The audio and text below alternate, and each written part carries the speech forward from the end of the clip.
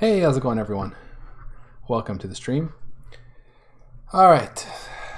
So a couple nights ago, I wrapped up pretty much the feature for step over and step out, and then I worked on using a thread-safe queue to handle debugger requests.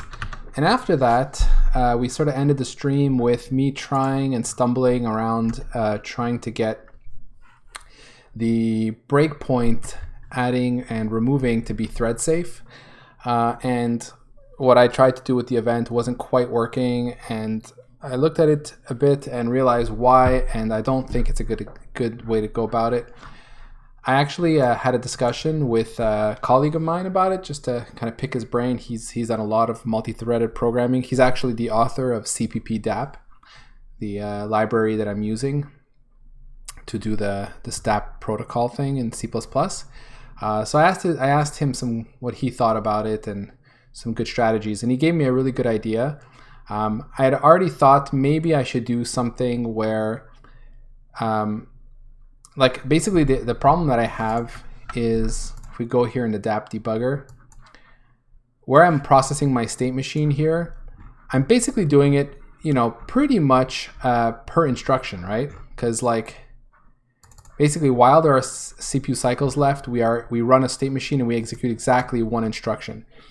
And my concern is if I have, let's say, some kind of mutex to lock access to this breakpoints data or the breakpoints data structures, then per instruction I'd have this like locking, unlocking, which the overhead there could be pretty high actually. So then I was thinking maybe rather than lock per instruction, I could do like a lock per frame. So if you were to set a breakpoint, we would finish running this frame's instructions before actually setting that breakpoint. And so I was thinking about that, but I wasn't quite sure how to do it.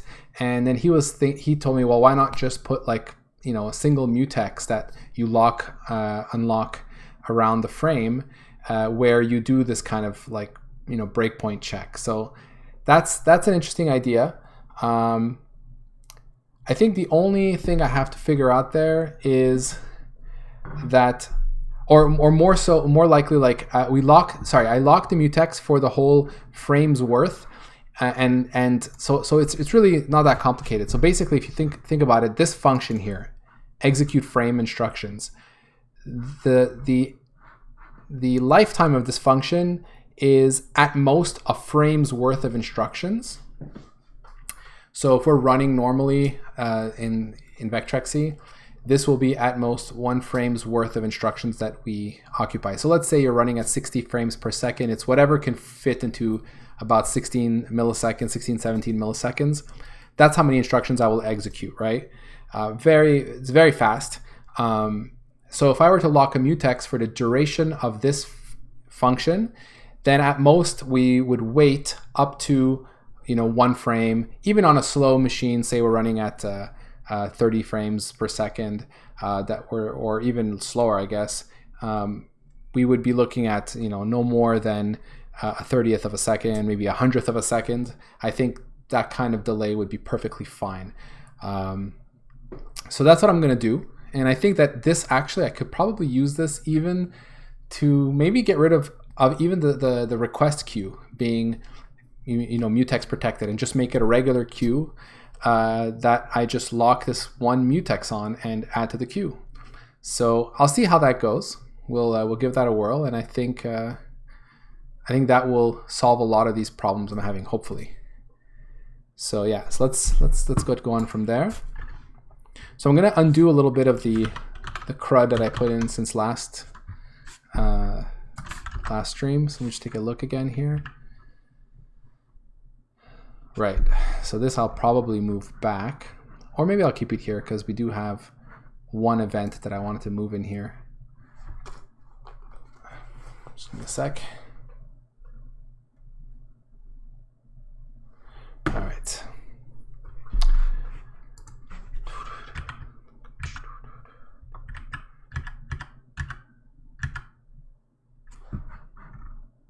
Yeah, I was thinking of moving the configured event. May as well.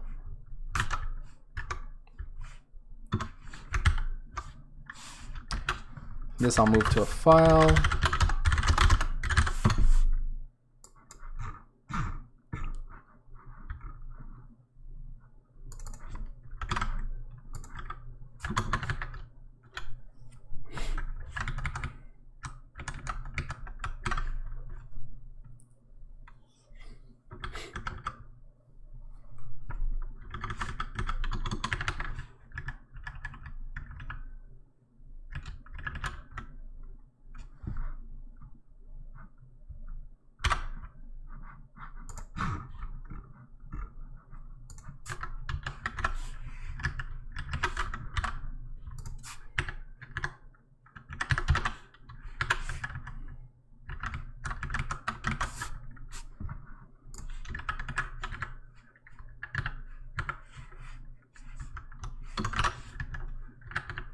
Okay, so let's rename this.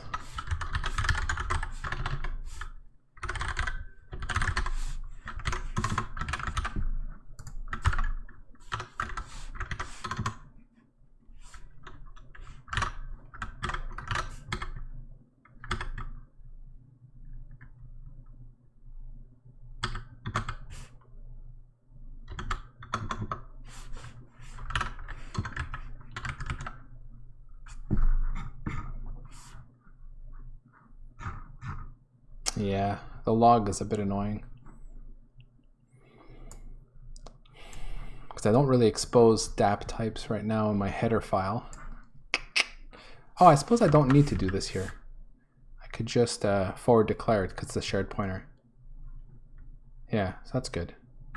So what we'll do then is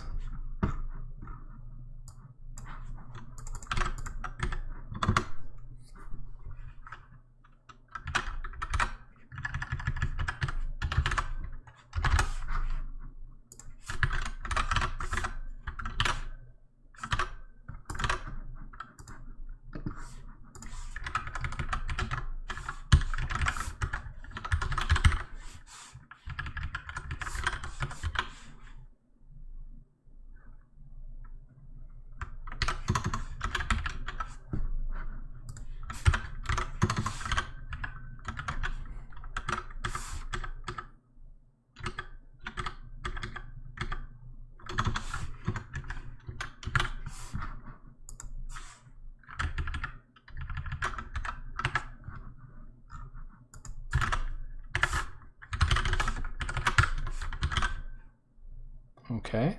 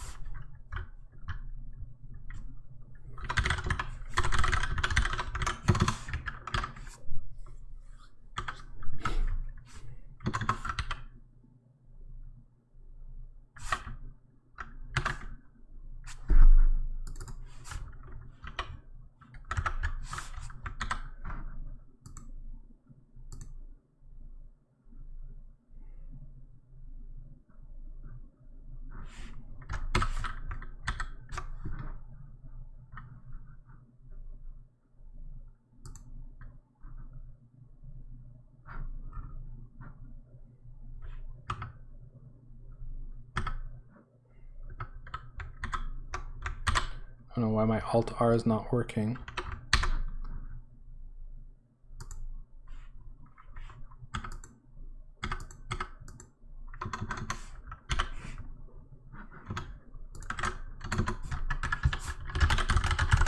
We only have one main thread.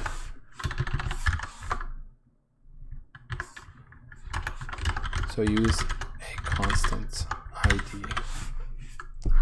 Okay, that's good. Now the thing I wanted to do here was this paused event. I wanted to get rid of this here.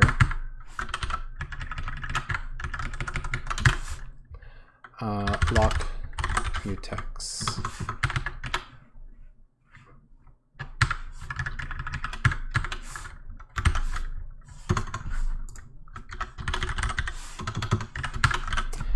I had this cute idea for my states.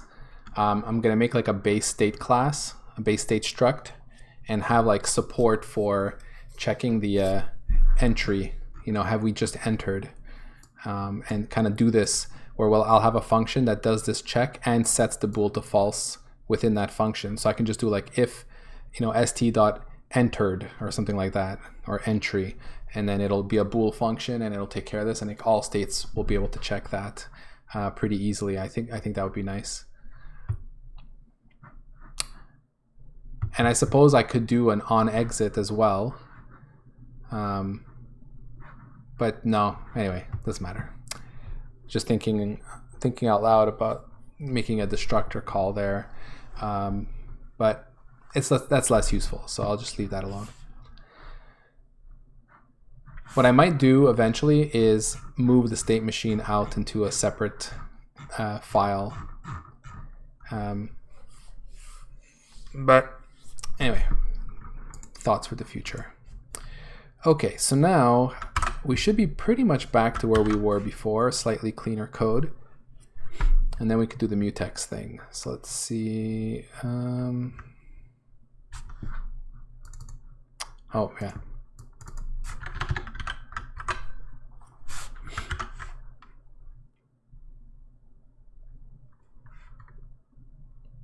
All right. So let's just make sure this works.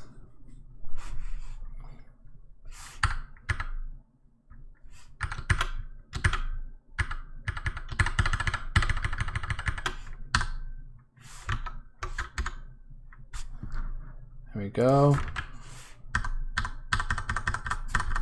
That looks good.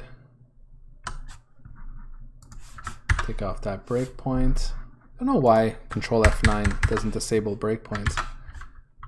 Breakpoint. F9 turns it off. Is there not like a disable current one? Like here I can disable it by hand, 181. What is this command here?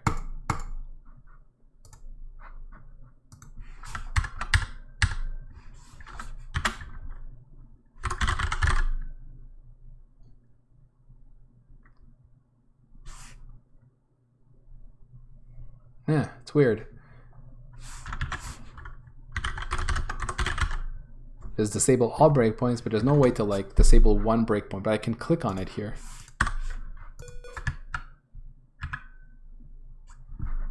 And then we hit this breakpoint here.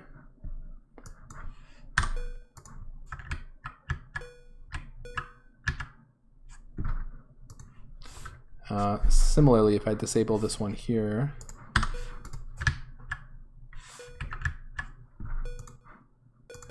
one thing I notice is if I click focus here, it runs faster than if I focus away. It's interesting.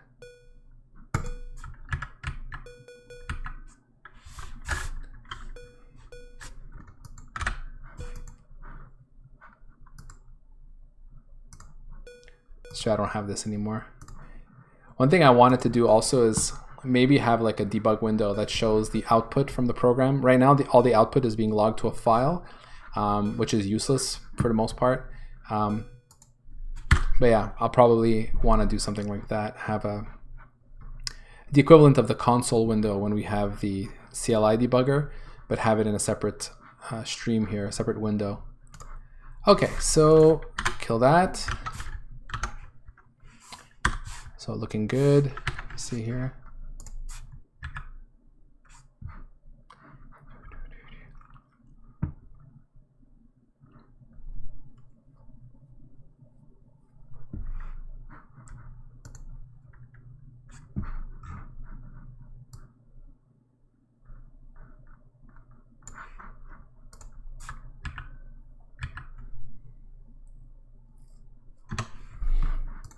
All right, let me just move this guy to a file now.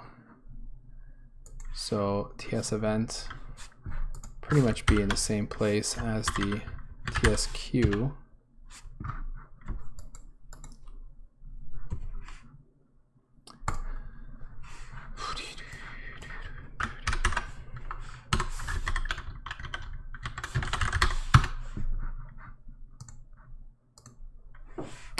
Generate the C, make cache.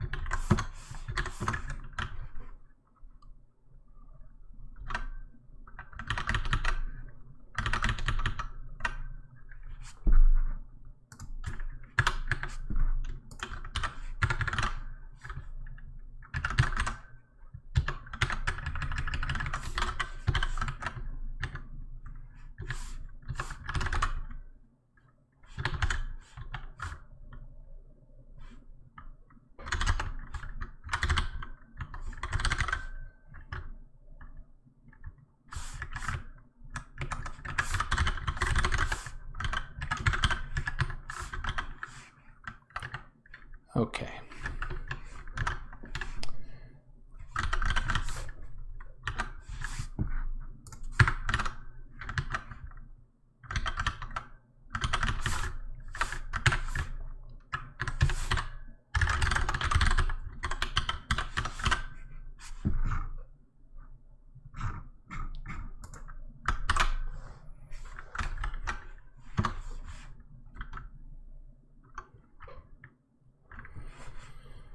So just build this.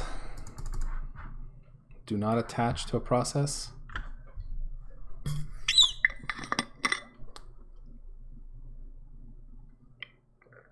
I accidentally pressed the keyboard shortcut for attach to process while I started a build, so we'll see if Visual Studio can handle this.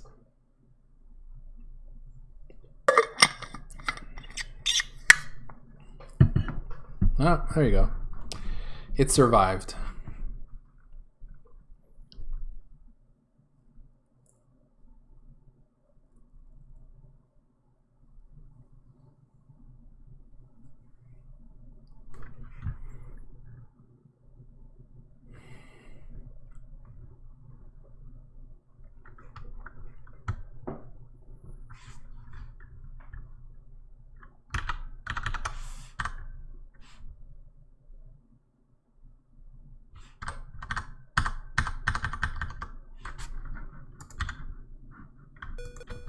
All right.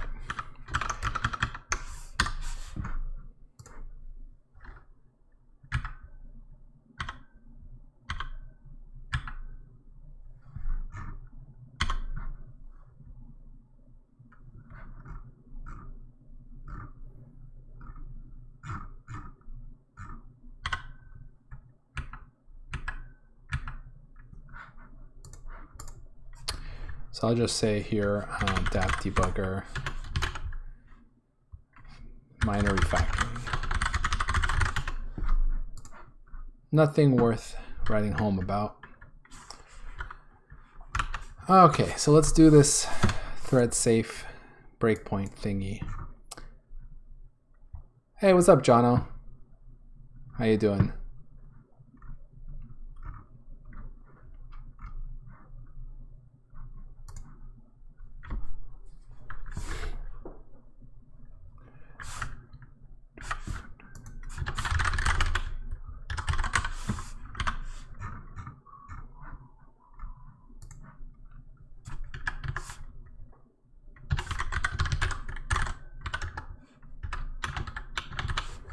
All right, so what shall I call this?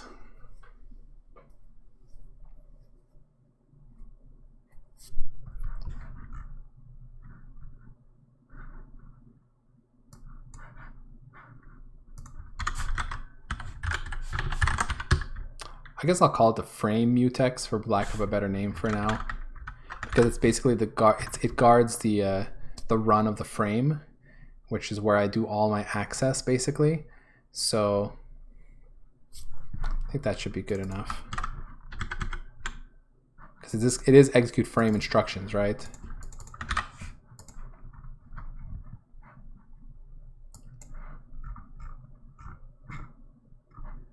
All right, so let's go ahead and create our lock guard here.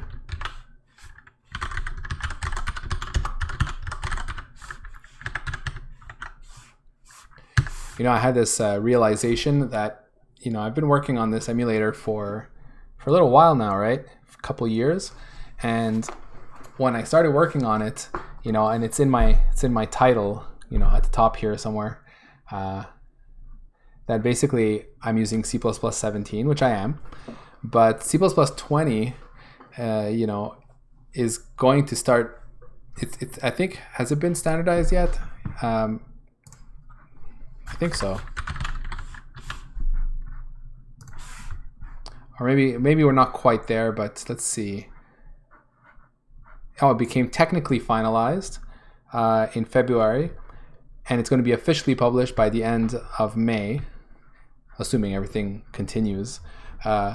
What it means is that, you know, sometime at near later this year, C++ 20 will be fully supported by a bunch of compilers, because the compiler writers, the compiler vendors are working on that kind of stuff way before. Like already there's a bunch of C++20 stuff that's supported by GCC, Clang, and MSVC. And I was just thinking, like, I might actually get to the point where I need to change this heading at the top and start moving to C++20. And I'm actually really looking forward to a lot of the features there. For one, this is why I brought it up. This lock guard line here, I'll be able to change it to, sorry, I'm just going to put lock here, lock on frame mutex. So this line here should be, I should be able to do something like this.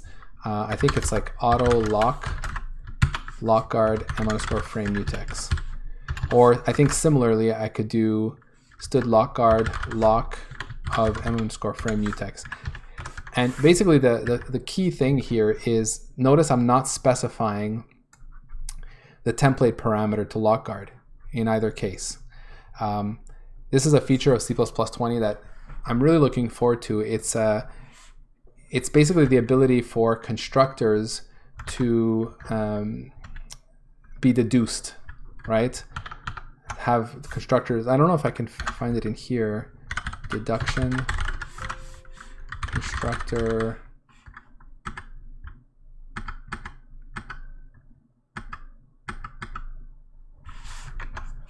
or actually, maybe I'm wrong about that. Maybe was it? Let me just check. It's a C++ constructor deduction.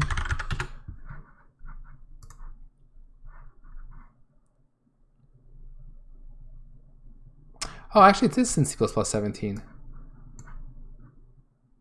So what was it? I'm thinking maybe of a feature that builds on that for 20.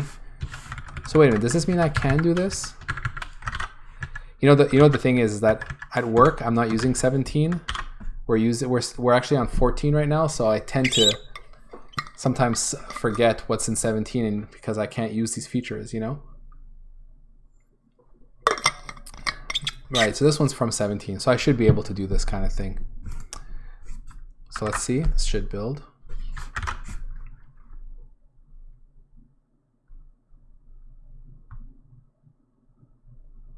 Yep.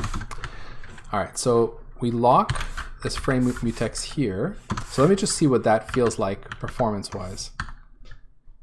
Shouldn't be so bad because we're locking it once per frame.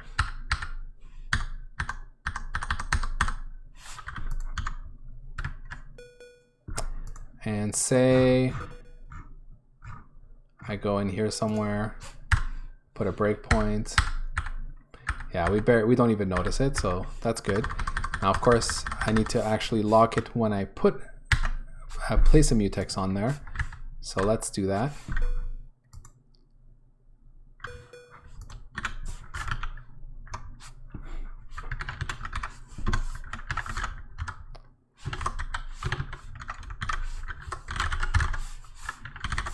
Okay, so here's set breakpoint. So this is what I wanted to do.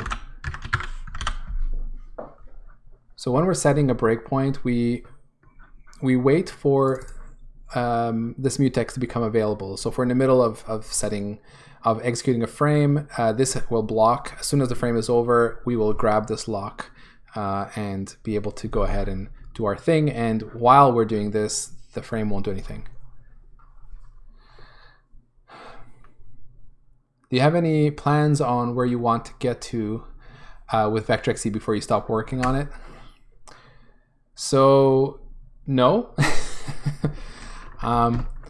Honestly, like, I don't really think about it. You know, for a while I didn't really have much to do on Vectrexy, and you know, I took this long hiatus from streaming, partly because of reasons and partly because I didn't really know what to work on. You know, there was still a couple of UI things to do, you know, some stuff like that, but mainly it was up and running and doing its job. But then I started exploring this whole C++ making, you know, compiling games for Vectrex that way, and I thought, hey, it would be really cool if I could debug this stuff, and then that's where this came in. So I guess as long as there's some interesting thing for me to work on, I'll keep working on it. And when there isn't, I guess I'll stop. Maybe another project that interests me will come along and I'll switch to that. Maybe I'll write a different emulator for something else, you know? or revisit my NES emulator and beef it up with all the newfound knowledge I have.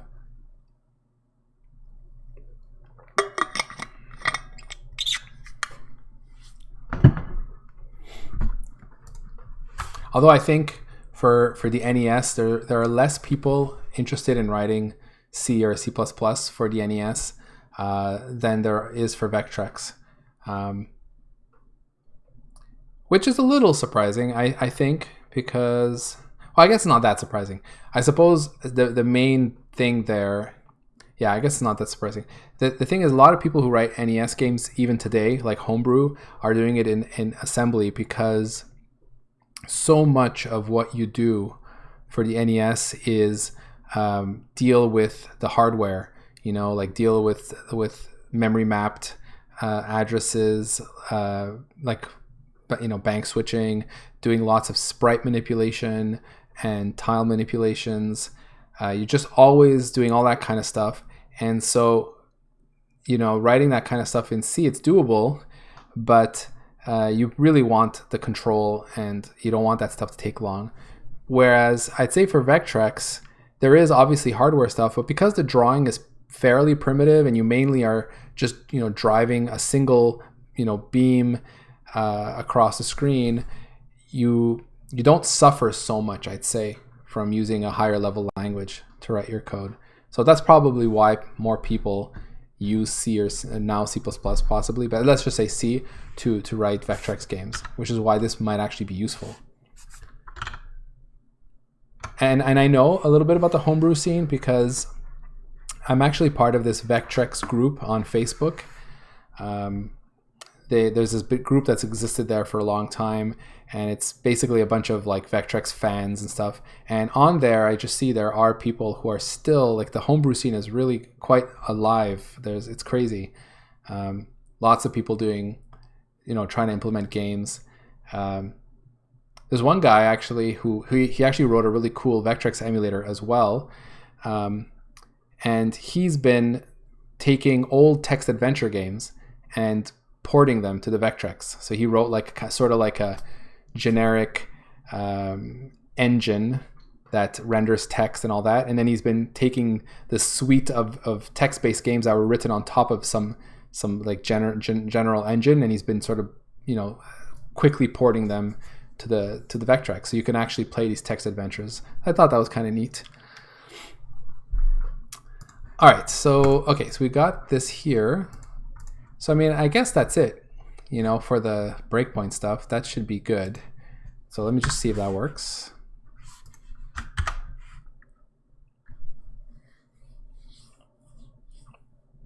Yeah, I should try to get some I didn't actually want to run it here.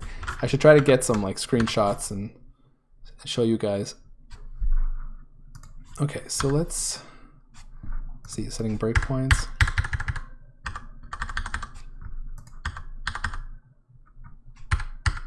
Oh, it looks like I deadlocked.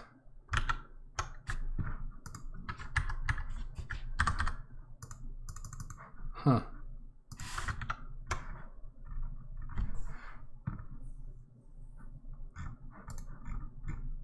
How could, unless I'm on the same, seem awfully strange.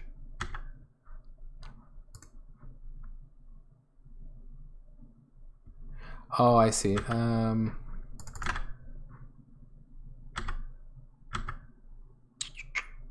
Wait, really?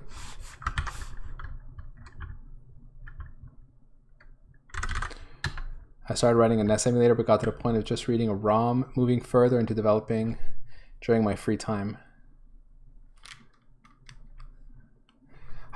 Like, has this been a while that you've started this, or?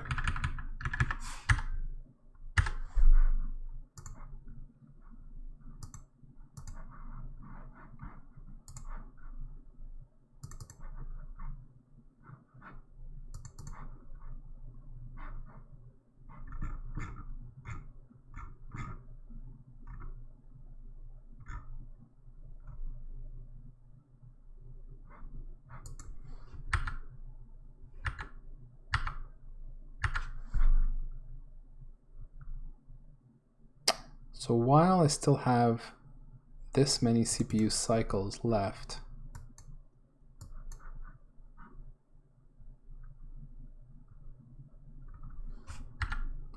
oh, I see. I think what's going on here is I'm paused.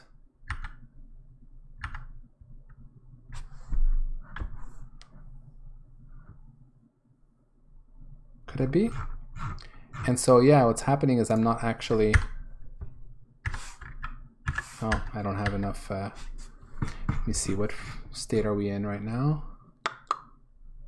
Index 5. I think that is paused. 0, 1, 2, 3. 0,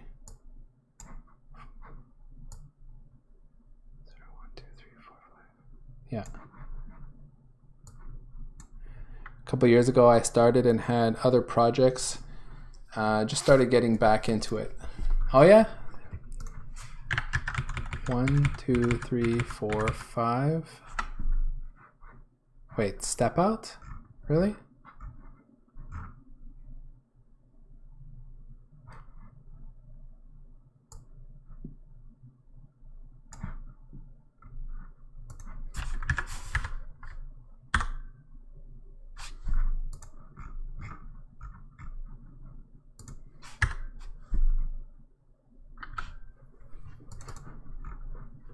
So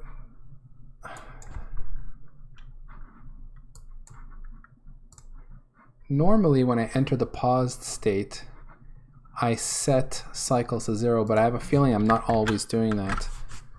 Let me see. Yeah, we definitely want...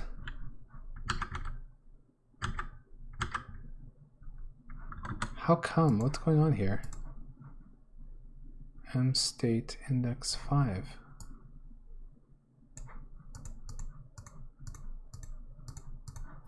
I am in paused. How can I be in... Oh, I see. I see what's going on here. I see. Okay, yeah. Right. So what's happening is that we entered a pause state, we return, and then the next time we come in, we have a full frame's worth of instructions to run. And so what happens is we come in here, and then we just basically enter pause again with a full frame's worth of cycles, and we never reduce those cycles because we're not executing any instructions. So I think what I need to do is while we're in the pause state, I need to keep clearing this. Because basically, in effect, while we're paused, we have nothing to do. So that might actually mean I could just remove this here. Let's see.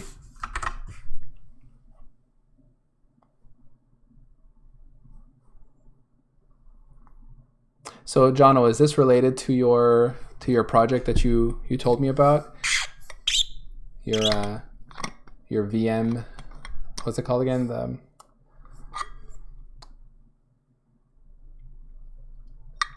Your virtual machine based project, is that with the NES emulators, or was that more for like Xbox and stuff like that?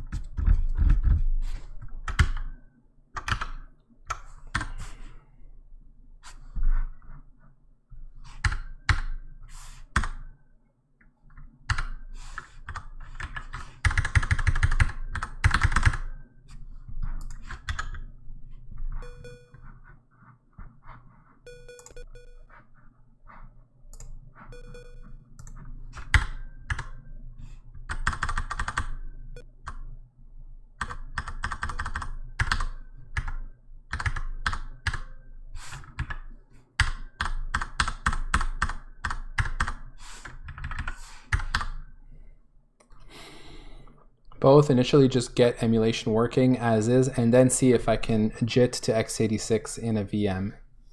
Right. I saw an article a couple years ago, you just reminded me. There was a pretty cool project. I think I saw it on Hacker News or something. See if I could find it. It was this article about, yeah, it was about JITting Nintendo ROM or something, emulator x86. Let me see.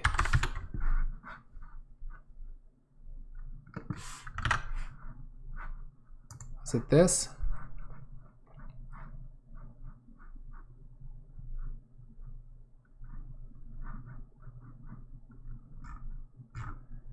No, this wasn't it. Oh, actually, it was not. No, okay. Actually, I think what it was a Nintendo x86, but it was using LLVM or Clang, actually. AST. This is it. Statically recompiling NES games into native executables with LLVM and Go. Was it Go? I don't think it was Go. But maybe it was 2013. That sounds about right. I don't remember it being in Go though, but it could be. Here you go. This was probably it because it was on Hacker News.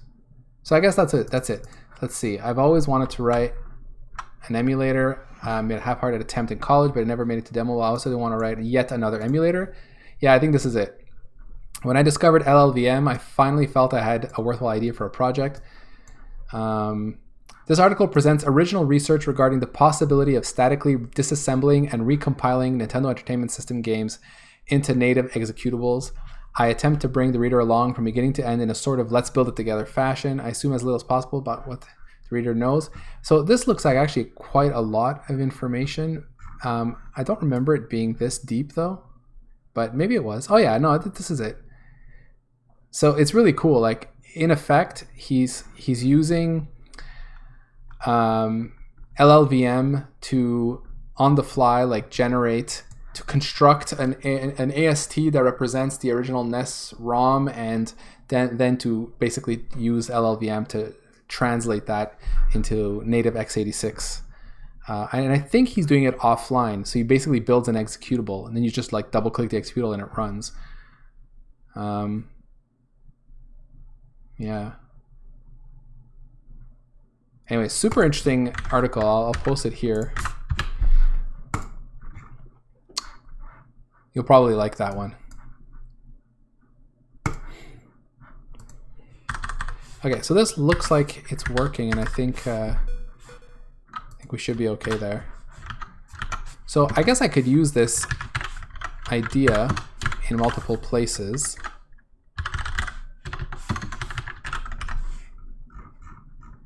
One place I'm interested is when I do continue. Is it continue? No, when I ask for the current location. So let me see. Stack trace request. Because here I'm accessing the call stack. So this is definitely a place where I need to lock like that.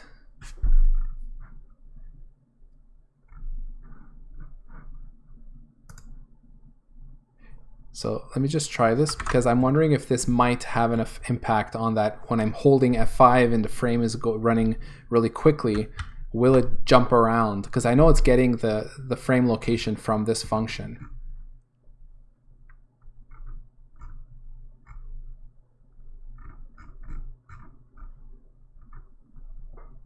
Yeah.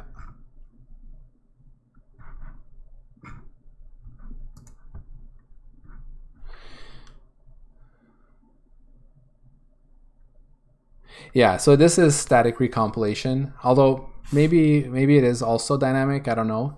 I think it's more interesting for that case to do it statically, but well, maybe not, because dynamic recompilation has its advantages, right? If you run it on many different machines, if you're linking against LLVM or yeah, in this case LLVM, you can have it dynamically generate code for pretty much any target machine as long as you have all of that available in the library, in the LLVM library you're linking against. So like what that means is that, you know, maybe not so much cross compilation, but more like let's say you have a Windows executable. It can run, perhaps it's compiled with, you know, the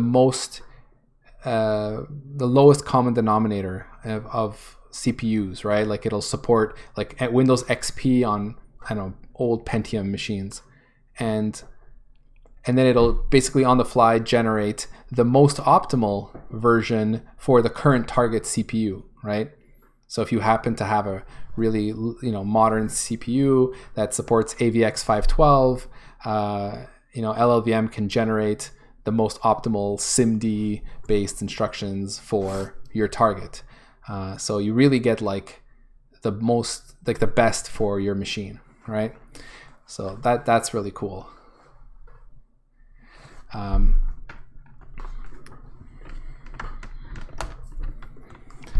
Okay.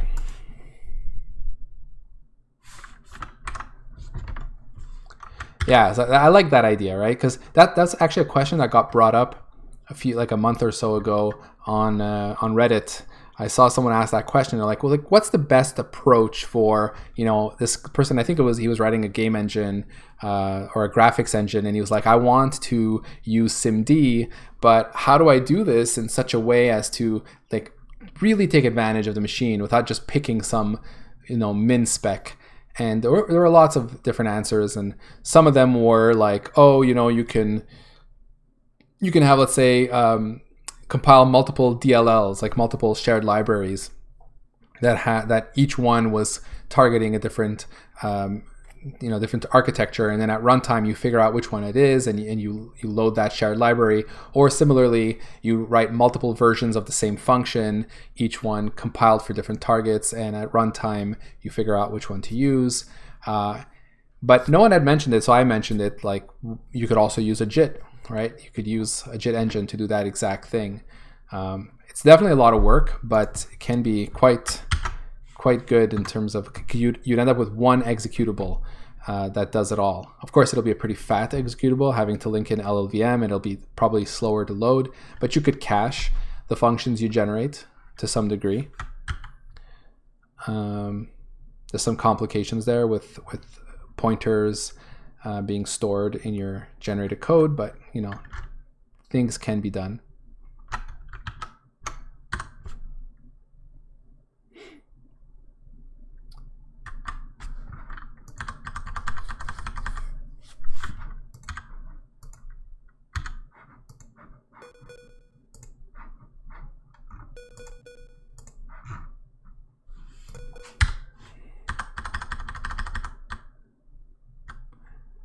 Okay, so it looks like it's still doing that funky.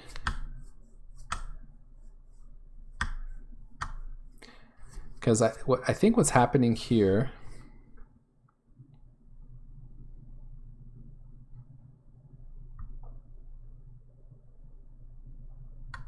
Actually, I'm not really sure what's happening. So what I'm doing here is I'm holding on to F5.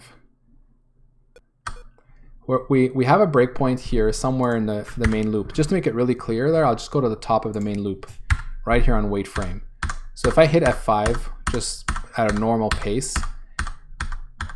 you can see that the screen refreshes, the ball is moving. If I go even a little bit faster, it looks all right. But see, if I go a little bit too fast, every once in a while, or if I hold it, you can see like the cursor is just jumping all over the place, right?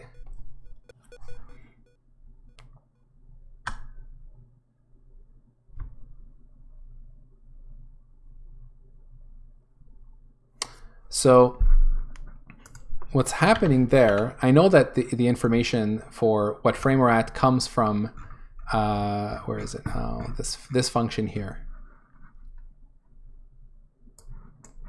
So at some point we break, and then this function gets called and says, hey, where are we right now? And I suppose I'm not quite sure. I don't really understand what's happening, because when we break,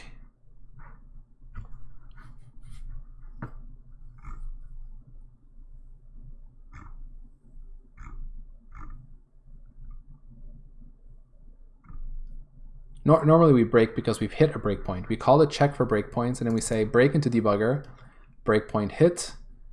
We return this puts us into the paused state. So we should really be at the instruction that we expect to be at when that happens. We shouldn't like execute any more instructions, you know what I mean? And when that occurs, we go into pause state, and then the debugger will say, okay, so where are we? Because I need to render where we are. And we should be exactly at the same instruction on which we broke.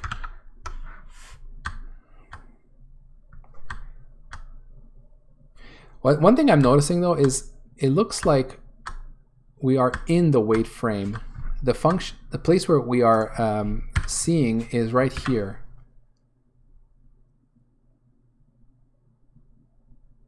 As though we started executing that function, which is, so maybe what's happening here is I'm toggling between, oh, that must be related. Okay, yeah, so I'm toggling between break and continue, break and continue, break and continue, and probably what's happening is I'm interleaving those commands. So I get a break, I tell it we broke, and then from the UI I'm sending a continue. So probably what's happening is we're getting a continue coming in before we get the request for rendering the frame, because it's asynchronous. That's going to be my guess there.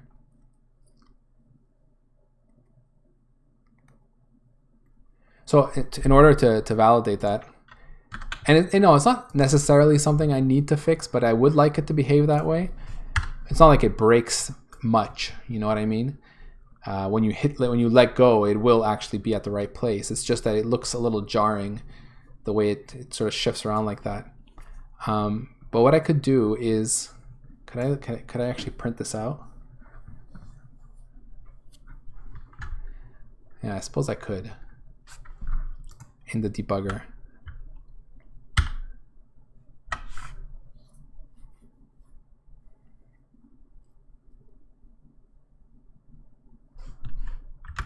Do I have a debug output string? Debug output string. I don't, eh? Oh no, it's output debug string.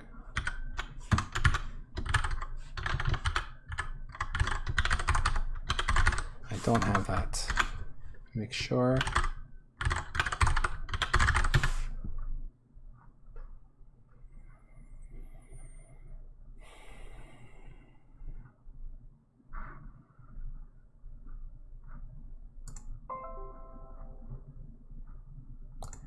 Yeah, it's part of third-party libraries in there.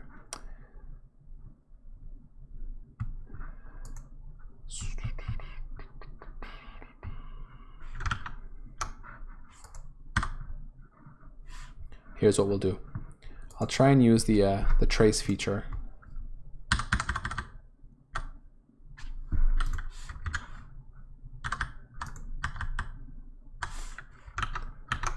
Okay.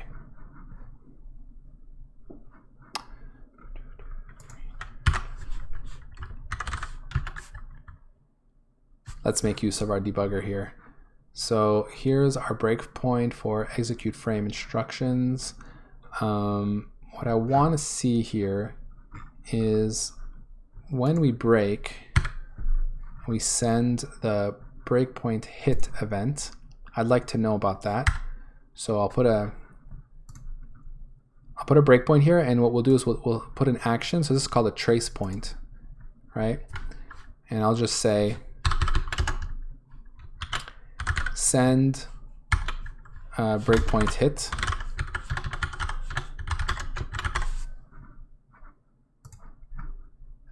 Then the next thing I want to do is put something like that in continue here.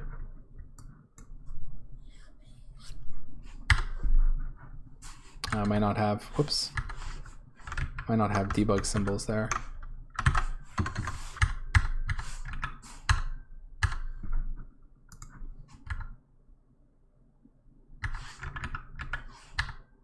That sucks. All right, let's put some dummy lines in here.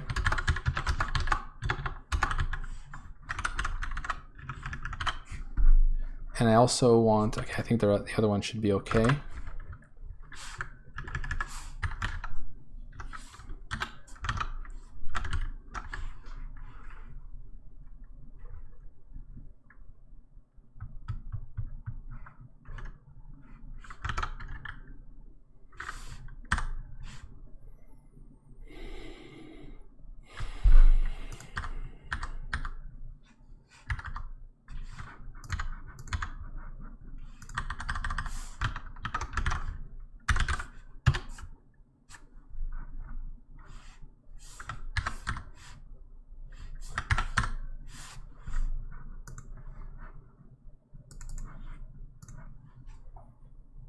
So here we'll say actions, continue requested, and we will put one in the not set breakpoint.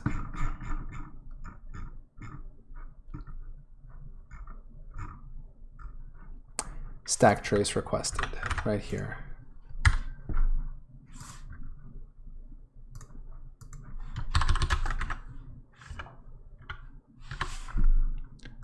All right, let's see if that works without messing up all the timing.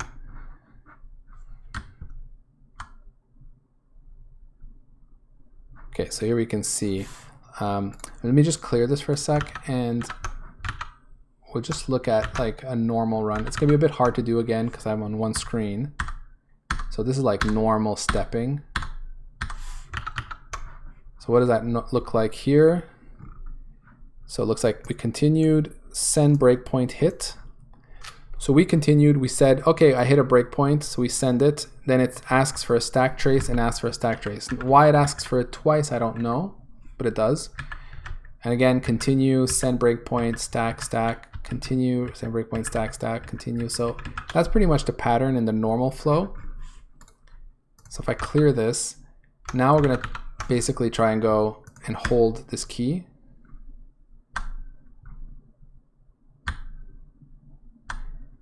Okay, so we're not seeing it reproduce, so that might be because we are messing up the timing, though we do see a lot of continued requested here. So that's interesting. Continue, send, stack, stack, many, many, many continues. Send, stack, stack, continue. So we're not actually able to repro it, and that's probably because I'm messing up all the timing here, just with these trace points. So in which case, I would need to use, I'll just use output debug string.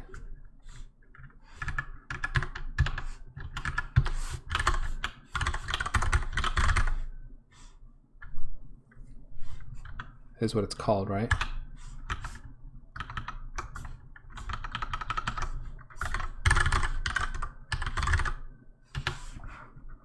I might have to include Windows or something. Hello.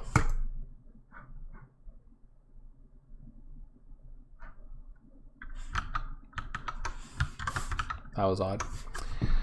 Yeah, so here it is. So this function here, which I misspelled, output debug string is, what's cool about it is that it'll output to the debugs like a special, it's a special stream for, you know, specifically for debug purposes. It's not standard out or anything like that. It's not standard error. It's really just like a side channel. Applications can use it on Windows, and it's what, you know, if you're attached to a process, those things will appear in the output, the debug window here. If you use a tool like sysinternal's debug view, it'll actually capture that for all applications that are running. So it's quite useful if you're a Windows dev.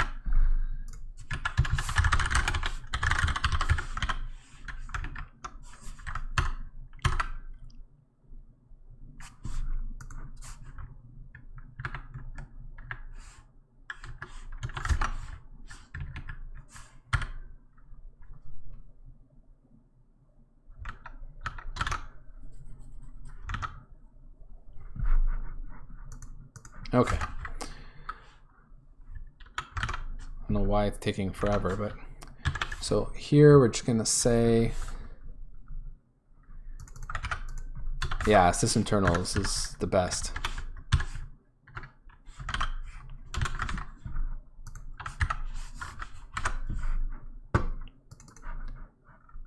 Been using that stuff for a long time.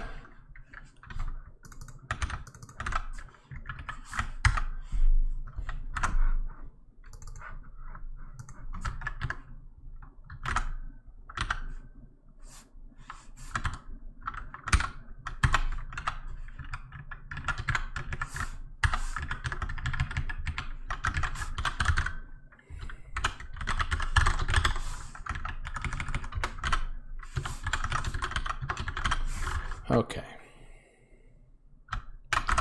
Hopefully that builds.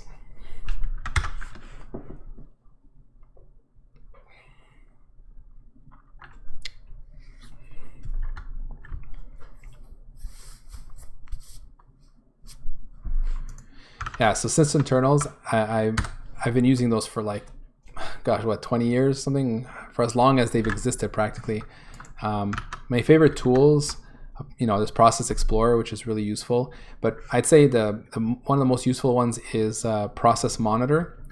It's the one that basically can do a trace of all these events, file events, registry, network, even like the Windows events that get sent to Windows, right? Like when you hit keyboard presses or mouse clicks, it can capture all of that with a timestamp, and then you can add filters, highlights. Extremely powerful for understanding, what the hell's going on.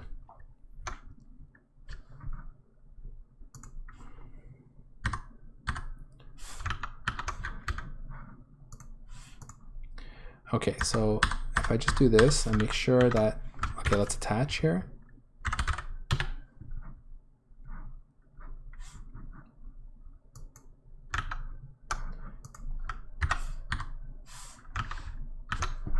Let me do this so we can actually see what's going on. Cool. So, okay, so actually now it looks like it's doing what we expect. Like if I clear, in terms of like the order, if I hit so right now we have broken in. If I hit F5, it should continue, and then it'll hit a breakpoint, and it'll ask for a stack trace. Oh, it does ask for 2 stack traces. And then this time it asks for 1. Strange. Sometimes it asks for 2. So that's VS Code. It's allowed to ask for it multiple times. Why it would ask for more than once, I don't know. But sometimes it does, sometimes it doesn't. All right. So let's see now if I hold it. Okay, it's doing the weird stuff now. So let's see if we can make some sense of this. Might be useful to print start a frame as well.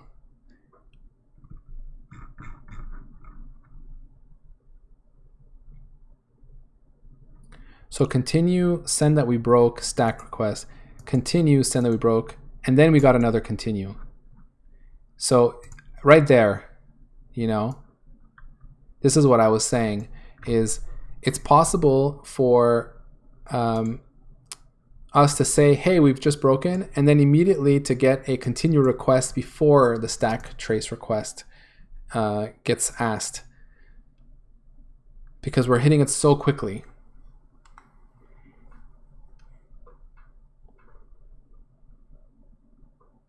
And that's so what happens is I continue running, and then when it asks for a stack, I'm somewhere, but not where we were when the breakpoint was hit. You know what I mean?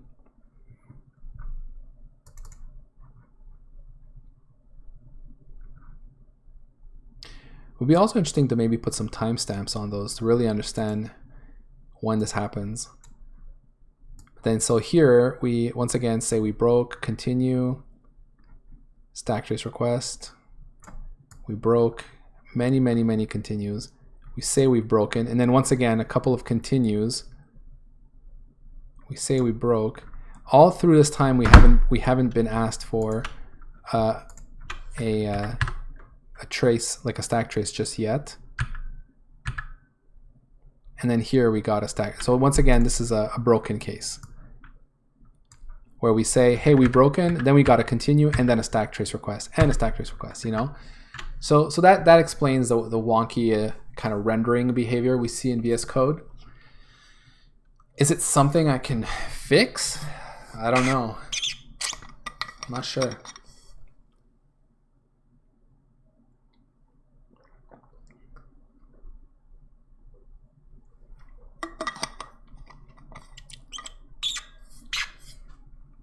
The most I could do is have some kind of like priority queue, you know, for these. But even that probably won't do the right thing. But like, if the request for a stack trace has higher priority than the continue request, then, you know, there's a window in which if both a continue and a stack trace request come in around the same time before I've had a chance to process it, then I could reorder those and do the stack trace request first, you know. But I'm sure there's problems with that. And honestly, if this is the order in which I'm being asked, I actually suspect that if this is how it works, this is probably going to happen with GDB as well. I should probably test that. Not here, but like, yeah, maybe if I get set up and start debugging a C++ application that has like a tight loop like this, and I put a breakpoint and hit F5, maybe I'll notice something similar, you know, and that's just the way it is, kind of thing. So I'm not gonna try and fix it, but at least we do understand it. I will though write it down because I'll probably forget. It's always good to put that. I'll put it as a to-do of something maybe to fix if there's a way to fix it. Holding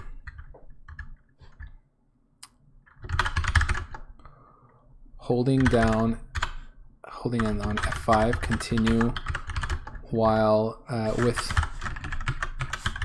a breakpoint in a loop in VS Code can lead to the, how can I say this?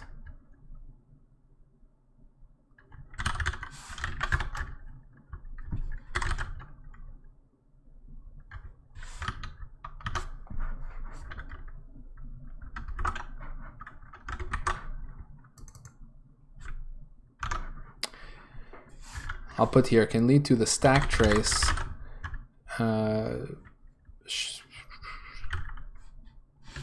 slash position in source code changing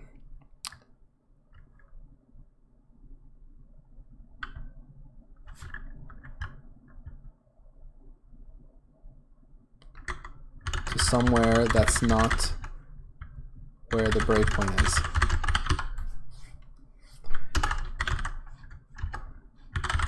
The problem is that VS Code sends continue request and stack trace request asynchronously, so we may get them out of order, and this will happen.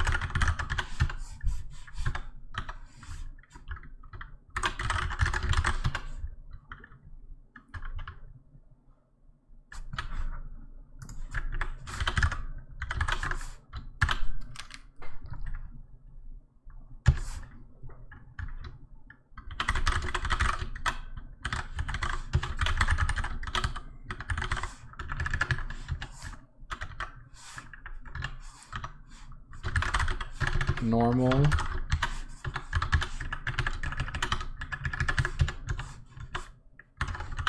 holding down F5, continue.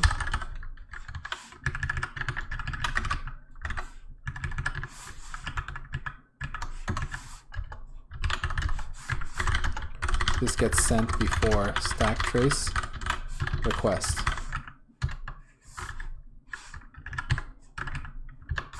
So when the second case happens, we continue running, and when the stack trace request comes in, we are no longer at the breakpoint location and end up sending a stack trace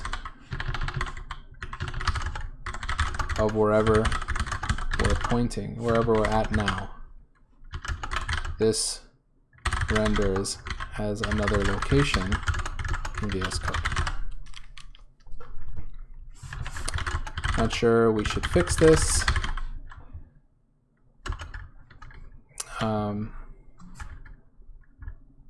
Yeah, in a way, it kind of feels like VS Code. You know, if it sends, like if it receives a breakpoint hit, it feels like it should be making sure to send a stack trace request before processing a continue. You know what I mean? Not, I shouldn't be managing that kind of thing.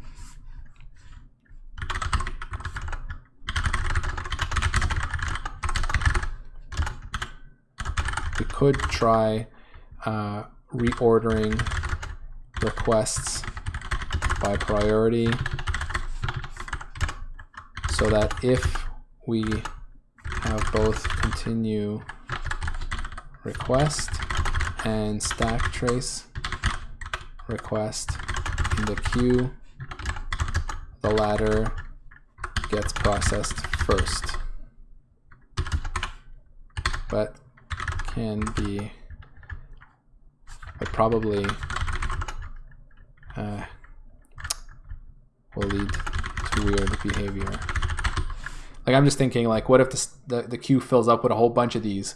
Do we end up with like 5 stack trace requests and then 5 continues? And like, I don't know, is that just weird?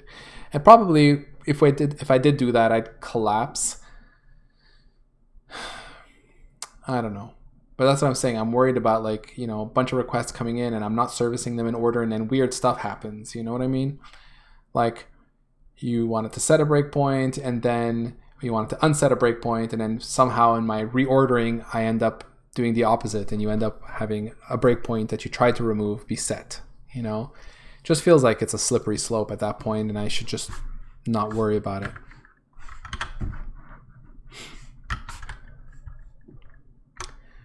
All right, so much for that exploration. Let's remove all this.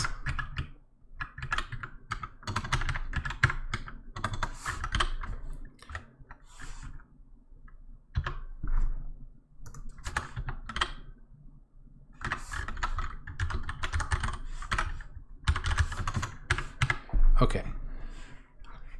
Now the other thing I was thinking about was whether or not it's worth having my queue be the thread safe queue, or whether I should just be locking here.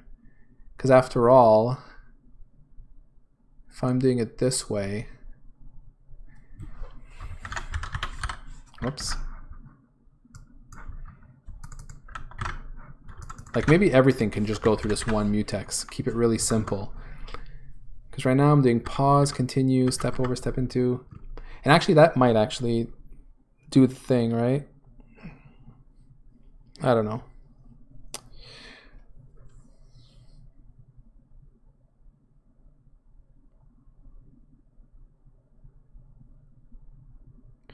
Yeah, I'm on the fence about this.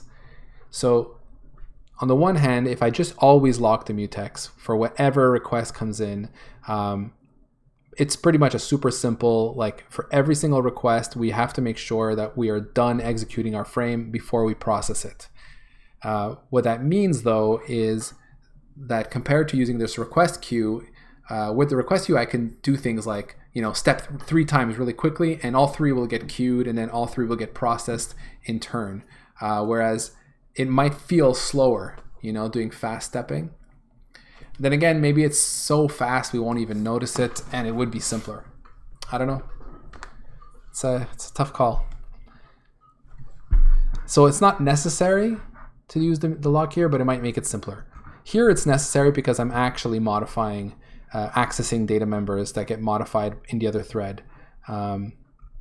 So it's really important that, like here, you know, user breakpoints.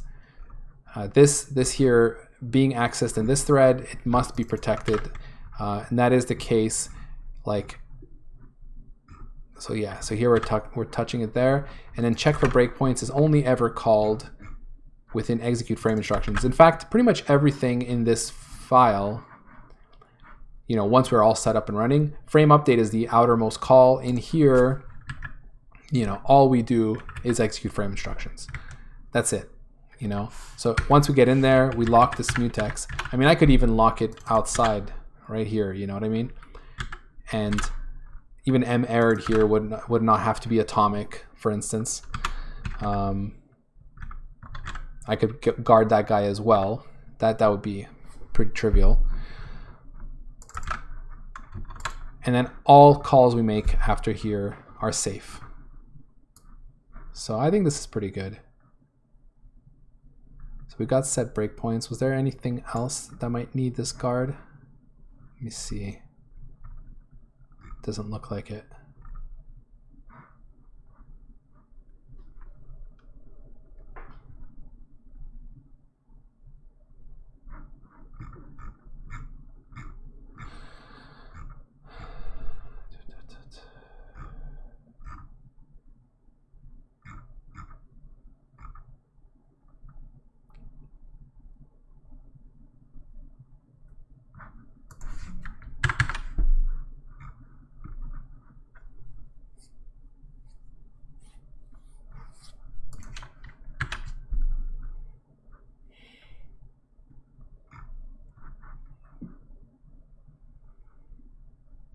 Just going through here, making sure none of this is really accessed anywhere else. The initial request, yeah, looks fine.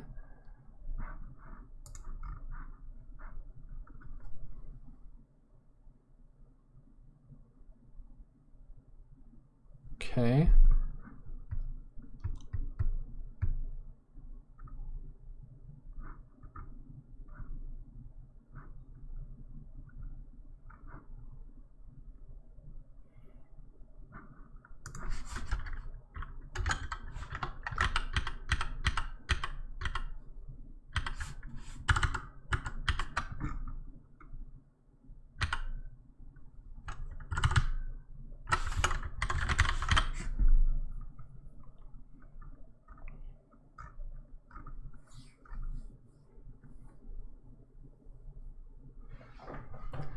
This is something we'll have to implement to do, I don't know how well I'll be able to do this, but to do like variable scopes, you know?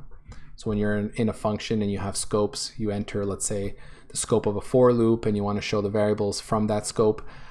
I don't know how well that information is provided yet. I haven't really taken a look at that. That's coming, but if I do have scope information, then I'll have to like, you know, build and manage that kind of stuff and return it here. So that's going to be interesting. I might not have that. What I might have only is like function level variables, and that kind of sucks. I'd have to like track which variables are available and whether or not they've even been set yet, and at least show the ones that have been set. So and I don't know. We'll see how well that goes. Hopefully I have more info than that.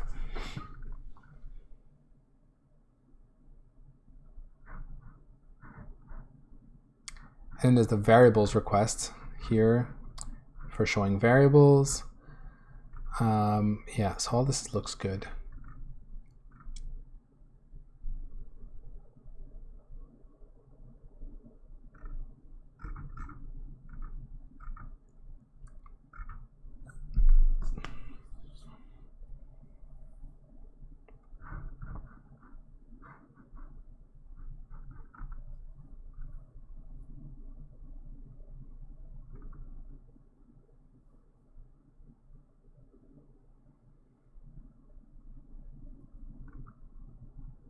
Yeah, I think that's it for now.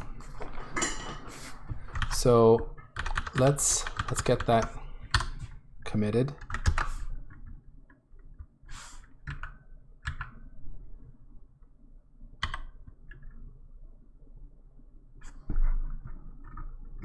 Oh, don't need this.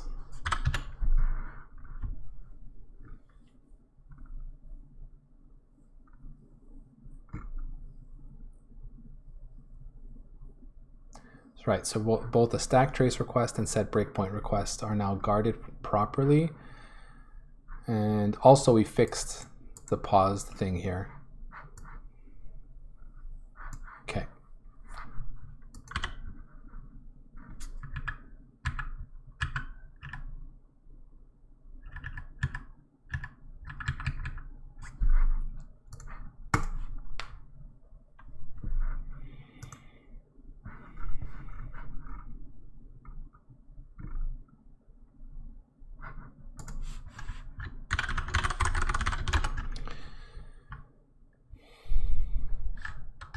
Make and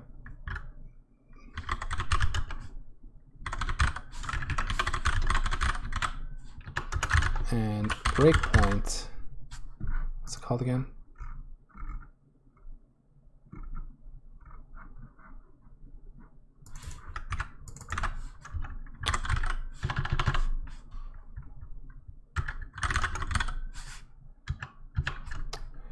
Both these requests modify data members also accessed by the main thread. We now have a frame mutex that is locked once per frame and is locked by these requests.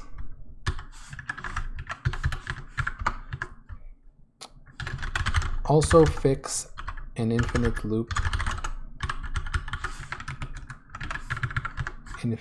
that would occur when in the paused state.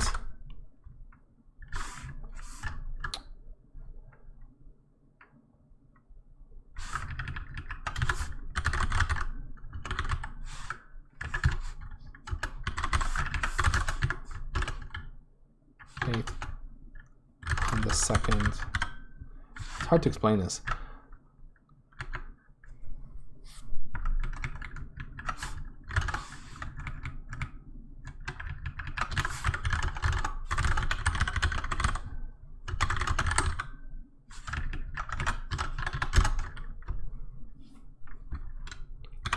We made sure to clear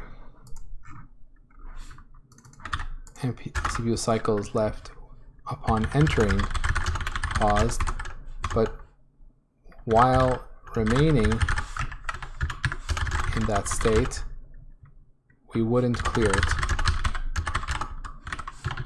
it, so we'd end up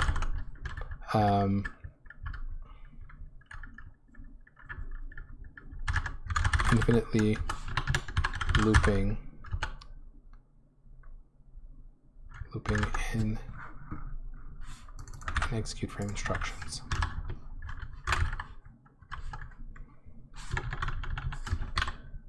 This would now deadlock with a mutex, frame mutex lock.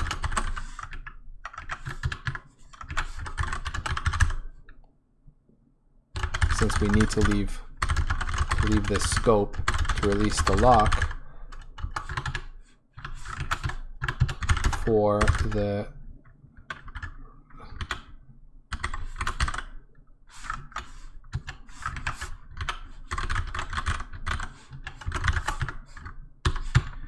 So that's basically what was happening. Is I now added this mutex. We'd be looping. We'd enter the pause state with its 0. We'd return, and then we'd enter again, and then we'd remain in pause, and we would never leave the scope of this loop. So this lock that we introduced would just always be locked. And if you tried to set a breakpoint, that set breakpoint request would just remain deadlocked, and the whole thing would just sort of freeze.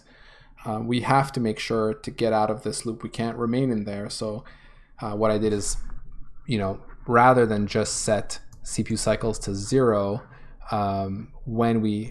upon entering the pause state, we just make sure to keep clearing it while we're in that state. So instead of break into debugger, which is the edge to enter, we just do this here, and that makes everything fine.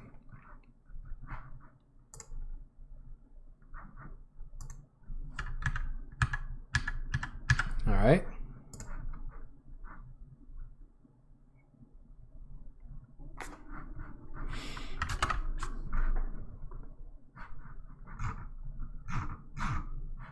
Just noticing the DAP log here. I don't think I've ever looked at it.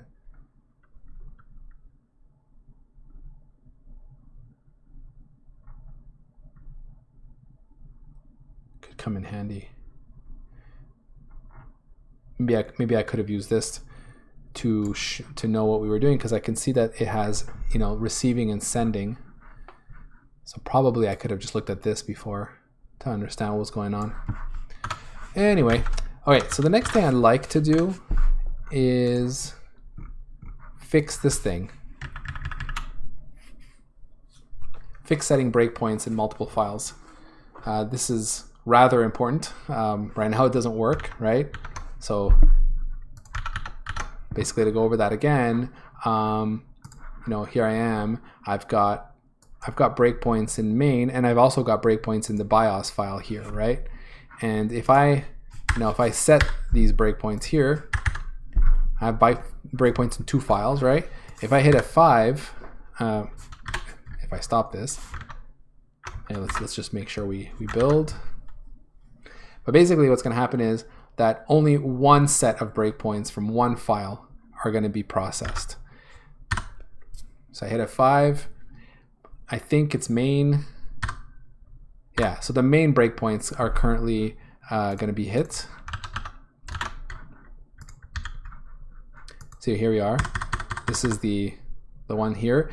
And we really should be hitting the ones in BIOS. And to make it happen, if I just kind of like disable, add or remove a breakpoint, now I've just cleared the main ones and added the BIOS ones. So you see now we were hitting the BIOS breakpoints. And all of this is just because I made this one stupid change that I didn't really understand at the time, or didn't realize, is that basically in the set breakpoint request, yeah, in here I'm doing a remove all breakpoints, right? But this gets called once per file, and so I can't do that. So what I need to do is I need to clear only the breakpoints for the given file.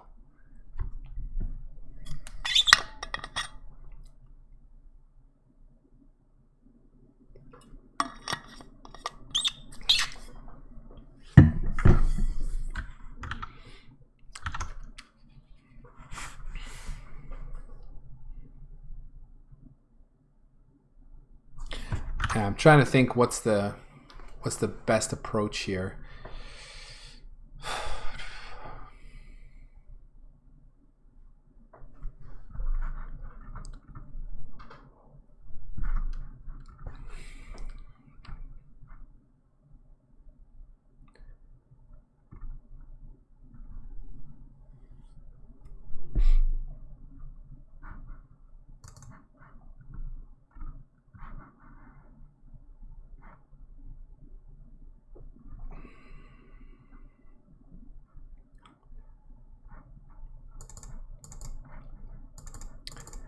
So I definitely have a file path here.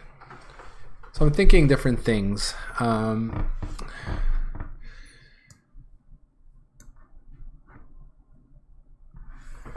So one way would be, without having to touch breakpoints, if I go look at, if I open up the breakpoint file here. So this is my breakpoints class, right?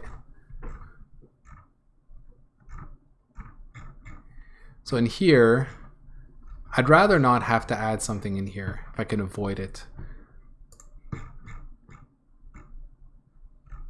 Like for example, I was thinking I could, add some kind of like unique identifier, some user data or something to each breakpoint, and then I could like hash the file path or something, and then say,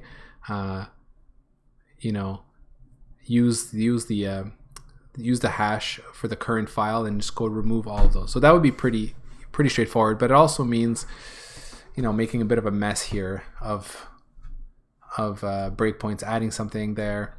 A little bit less of a fan. So I'm wondering if I could do without.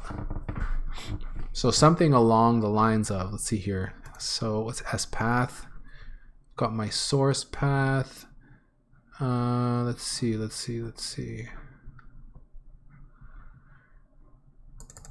Because you see here, I'm going through the breakpoints and I'm actually grabbing the location for each one and I'm building a source location, right? So this means that given any breakpoint, let me see here. Yeah, in fact, yeah, actually I've got the loop here. I'm already looking to see, let me see here, location.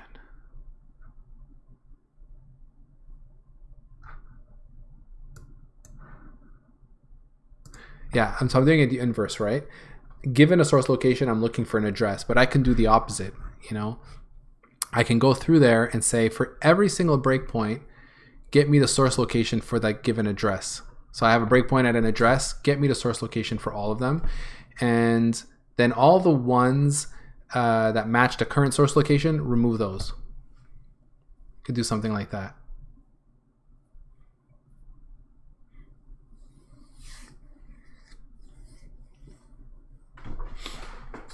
So, okay, so let's see.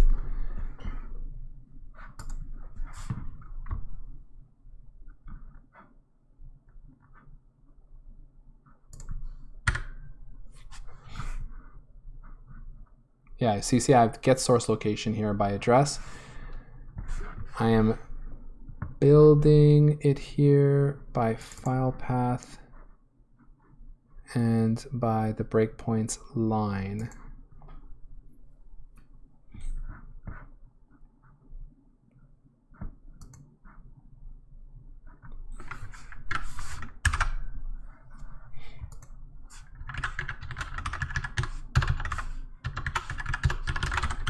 Remove all breakpoints for the current file.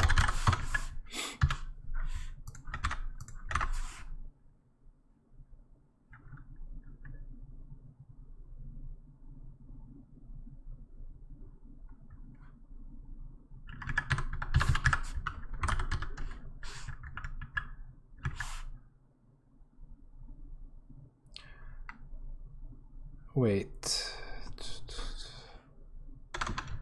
Okay, no, that's not what I wanted. I actually want to loop over my breakpoints, not the input ones just yet. Yeah, that's the thing though. Do I? Oh yeah, no, I have it. That's it. It's the file path. Yeah, okay. So good. Let's get my breakpoints here.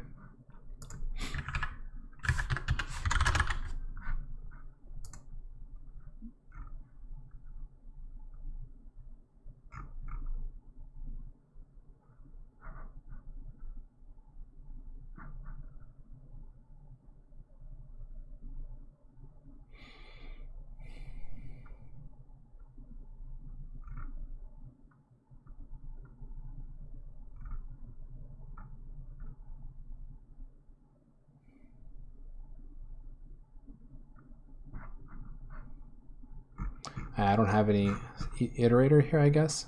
No.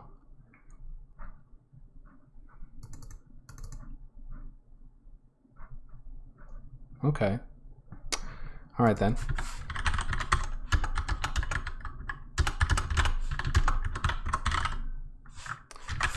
Whoa, what just happened there? m_user breakpoints dot num.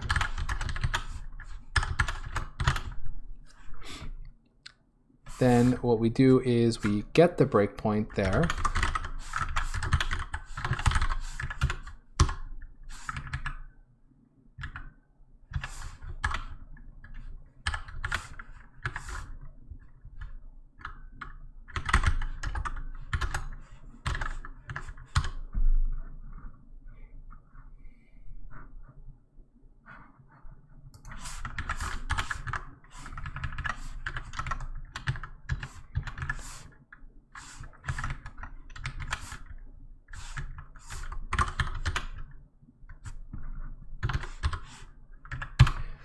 All right, then we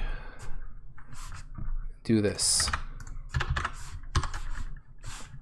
Get source location for this one.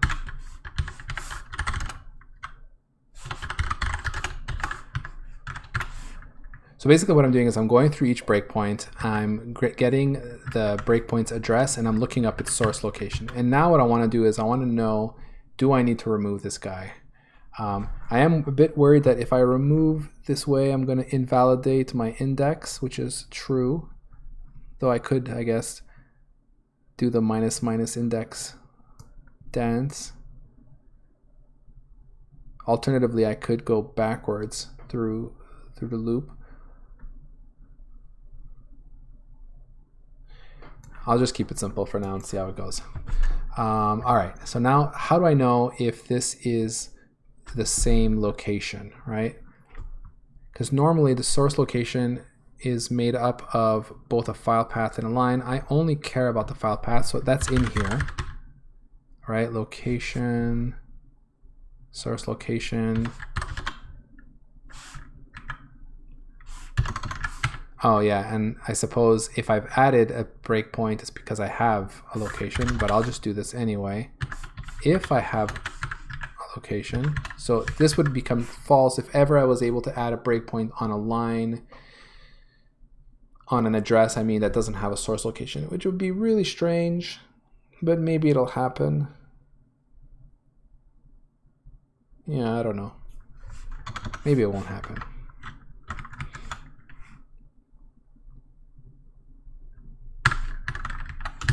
Let's do this.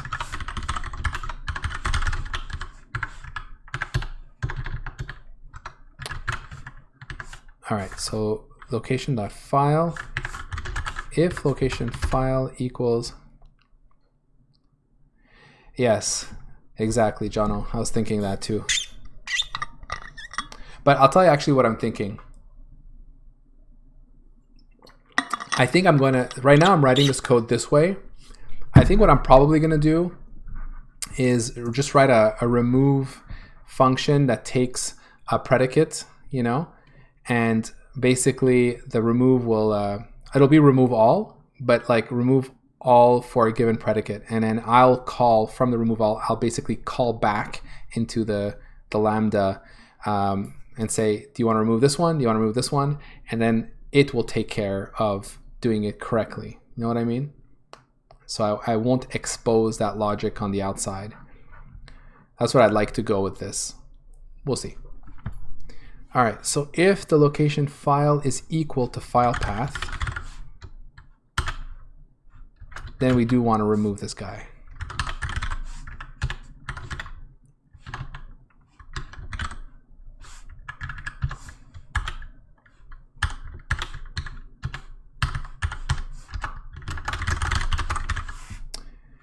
And since I'm calling num here, this will go, like I'm moving the index back and num will be called. So it should give me the new, you know, I don't want to store this in a local variable and then use that. I do need to keep calling num in my loop for this to work right now.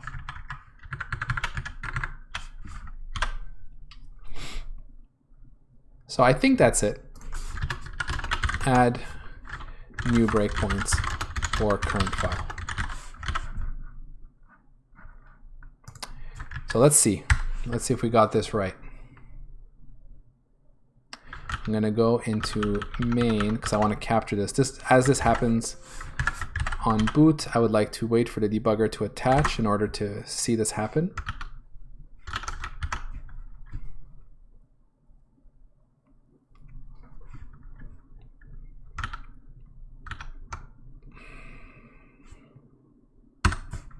Let's start this up. Let us attach.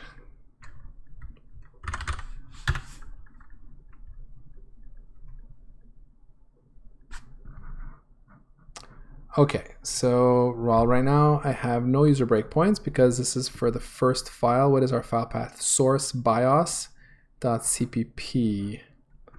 Yeah, I'm probably already gonna have a problem there. We'll see.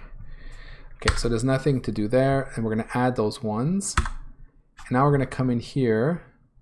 Now I have two in there. but neither one of those two should be removed because the current file path is main, source main. So this is the initial. So let's see here. Grab that, get its location. So see source bios.cpp, that does not match source main, so we should have nothing to remove, which is perfectly normal. And now we add. So now, technically speaking, I should hit all my breakpoints. So I should hit this one, and I'm hitting this guy, and I'm hitting the ones in BIOS. So now this works, it makes sense because we have not removed any. So there we go. So we are correctly hitting breakpoints in multiple files. Now the key is if I go and say, yeah, let's say I want to remove this one. So I hit F9 here. So what we want to do is we want to remove the 2 from BIOS and then re-add the 1 here. That's what we have to do in that request. So I'm going to remove the one on line 105 here with F9. So here we are. User breakpoints has 4 breakpoints. We go through, we get the first one, we get its location. Its location is BIOS 103. So this is one that we will remove. So let's see if this works. All right, we're going in there. We're going to remove at index I, so at 0. So let me just see here. I'll expand. Should be able to look at this. So now our size is 3. I goes back 1. That's probably interesting. But then we plus it. So it actually goes back, doesn't it? Or it doesn't. Oh, it did work. Cool. Oh, I suppose the debugger put our line here, but it had not yet run the plus. So that's kind of funny, relying on the underflow overflow there. Seems to work though. And it is valid C++, so it's okay. So we get the next breakpoint, which is also in the same file, right? Let's see. It is a BIOS one, so we should remove that as well. And then we are now at size 2. The next 2 should not be removed because they're both in main. Cool. So we're only left with the ones in main. And now we should add the two here.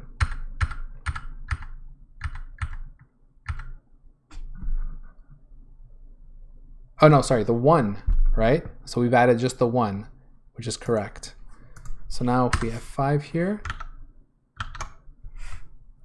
so we removed it, now hit F5, and we should no longer hit that breakpoint. Let's see here.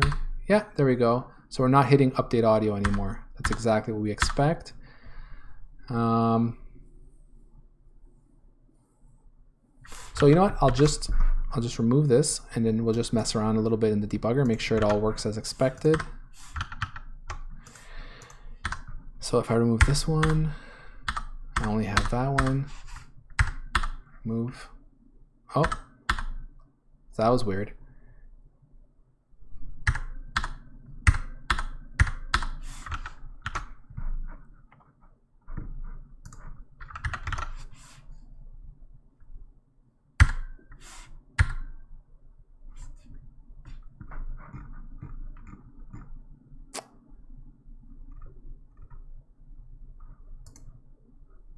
Oh, huh.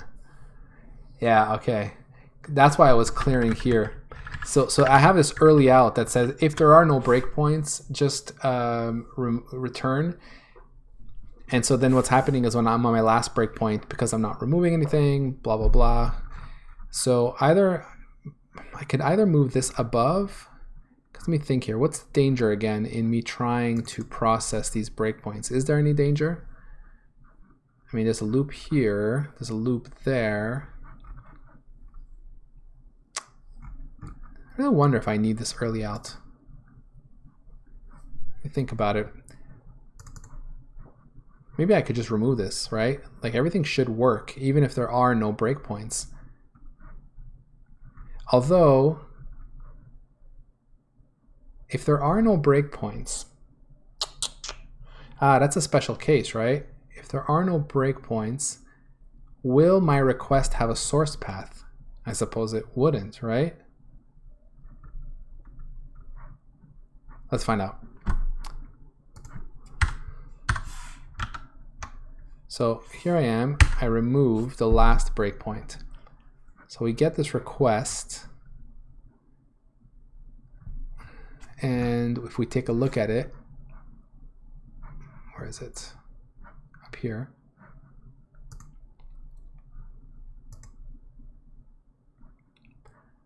So I do have a path, but this is the BIOS path here. What's happening there?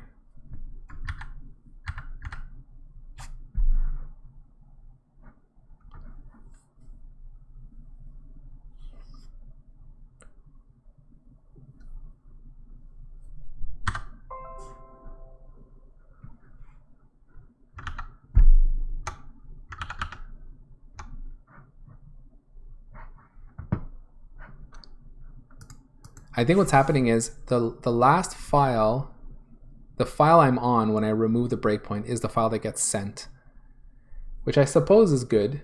I can go about this two ways. I can either not do this early out, in which case I think the right thing will happen. I mean, we can even try it, right? Like I'll add a breakpoint again. So here we're gonna end up adding one.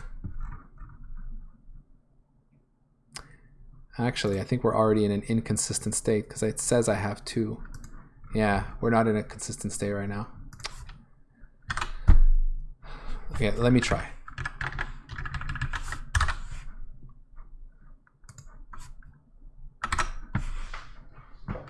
So what I was thinking is I have two ways. Oops, I need to keep that. Either I do that, or we special case it and say, if breakpoints is empty, then I can remove all my breakpoints. It's a very quick early out special case. We've removed the last breakpoint, and we know that we don't need to do any special logic to go like remove specific ones for a specific file. Not sure what would be best here. There's also the question of whether we should be relying on DAP to let us know what was the file upon which the last breakpoint was removed. Technically speaking, when it sends this set breakpoint response, it's sending one with no breakpoints. Does it have to say which file that happened on? I don't know.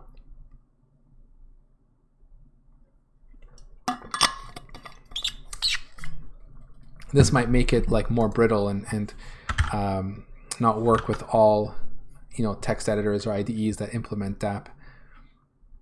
What's going on here?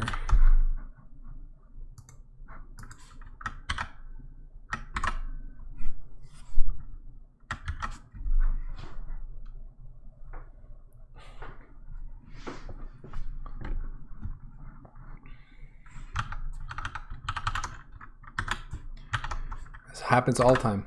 I have to always kill the Vectrexy that's being run right now from VS Code, and then I can do this.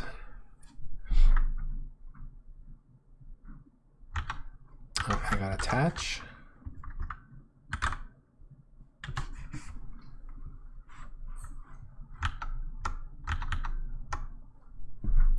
All right, so here we are.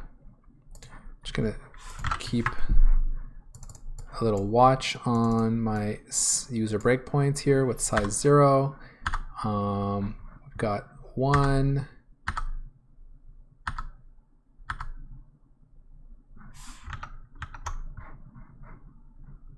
So I've got 2 breakpoints right now. One here.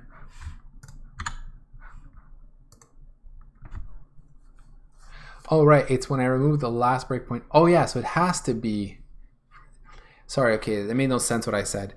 Since it has to send one per file, when you remove the last breakpoint for that file, it must send one for that file. So this should work without having to do any special casing. So if I go ahead and remove this last one here, we should come through. We have no breakpoints for the current file. So we grab that. This file is bios.cpp.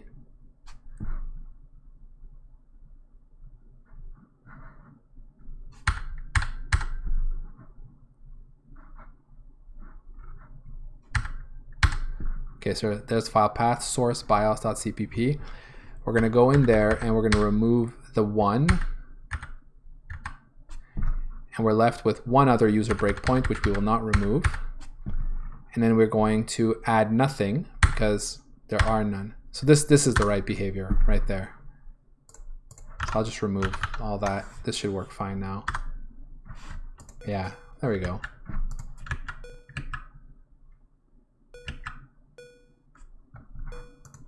And if I add one here on update audio, boom. And if I put one back in the main loop, so up here somewhere.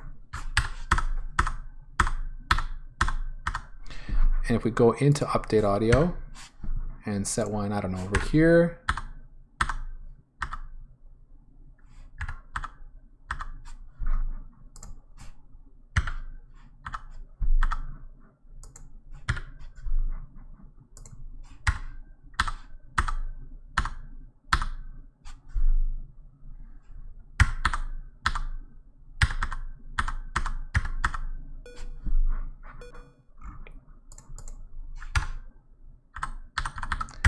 Everything looks pretty good.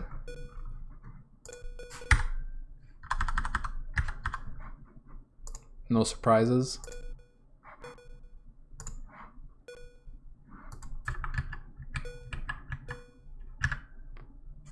There's our play sound.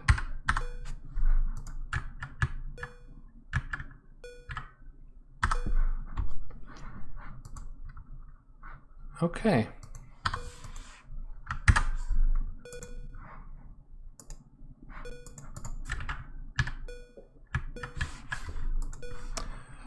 All right, pretty happy with that. Looks like we got that working. So there was the question of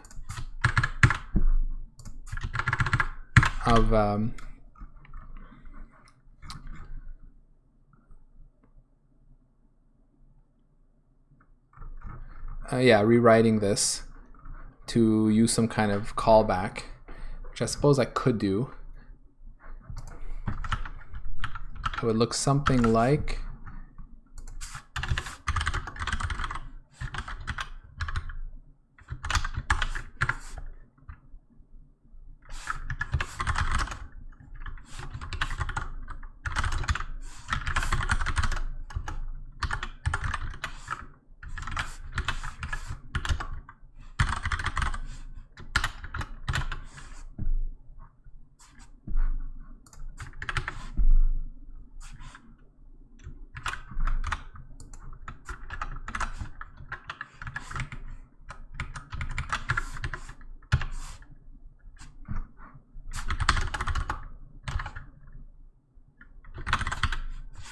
it's basically the same code, but here what we'll do is we'll call the predicate here. So we'll say if, and now what do I want to pass it? I want to pass it the breakpoint itself, I suppose, maybe the index. I don't know if the index is useful. Maybe they would want that.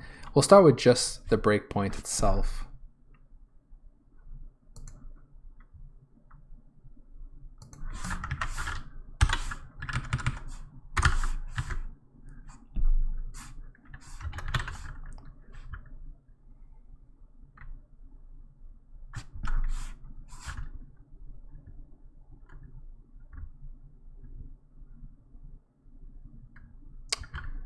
Yeah, so then we say remove at index.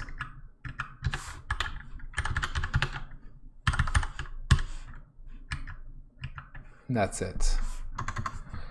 Now I'll just document this here.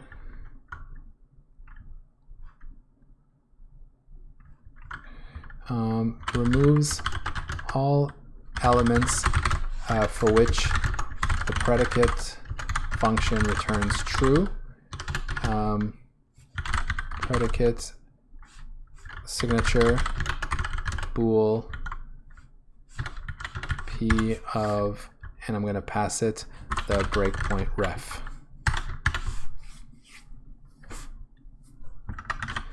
So that means that this could be rewritten as user breakpoints dot remove all if,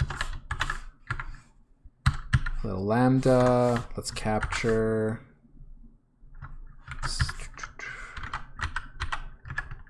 capture everything, get our breakpoints ref BP, and what we do is this. So grab our location, assert it, and then return true.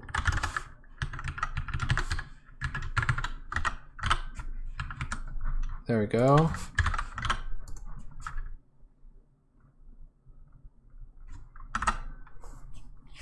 Make sure that compiles.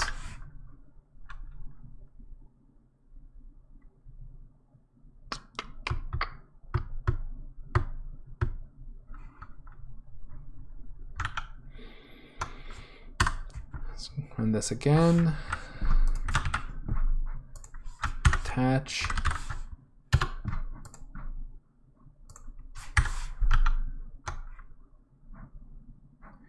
So here we are. So this guy should do pretty much nothing.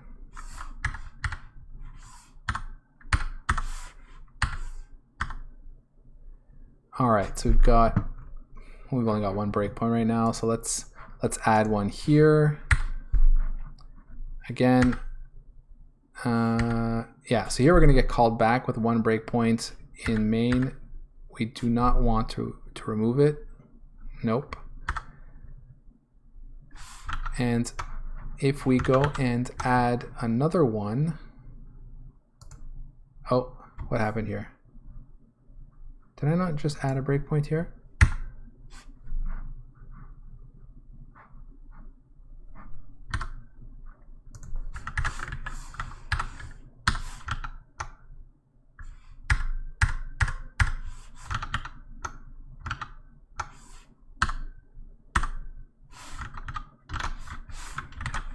Whoops. Okay, let's do that.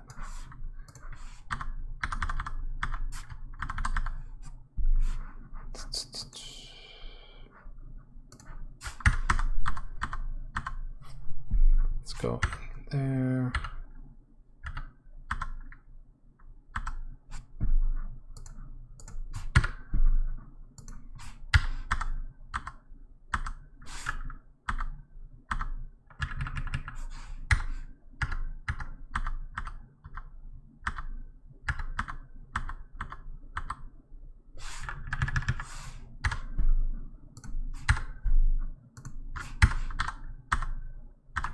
Everything looks like it's working.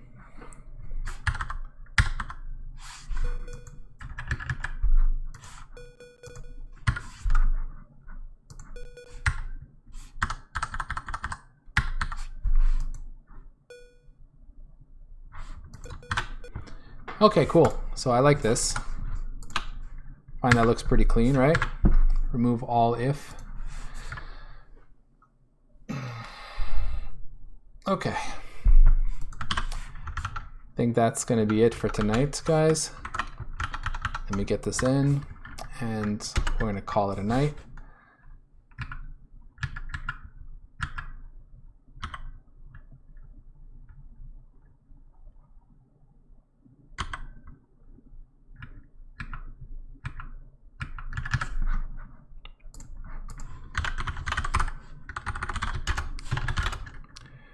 Okay, so fix setting breakpoints across multiple files. Not working.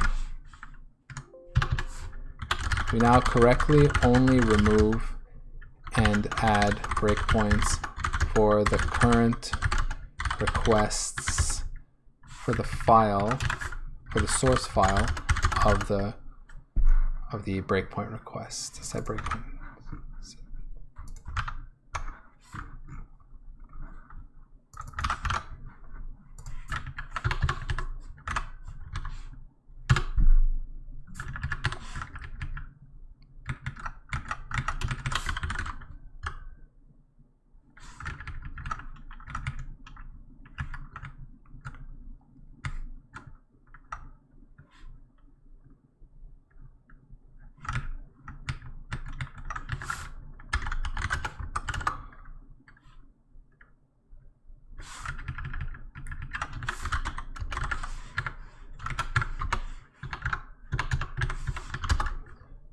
source file.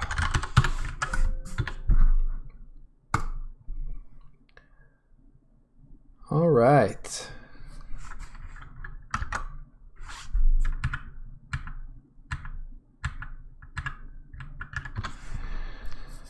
Okay, so that's it for tonight. For next time, we'll keep on banging on this.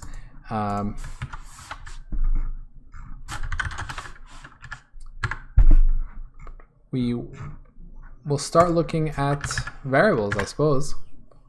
Yeah. Watches, variables, all that good stuff.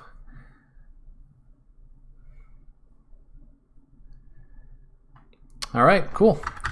So thanks for watching, and should be back next week on Tuesday. So thanks a lot, and take care.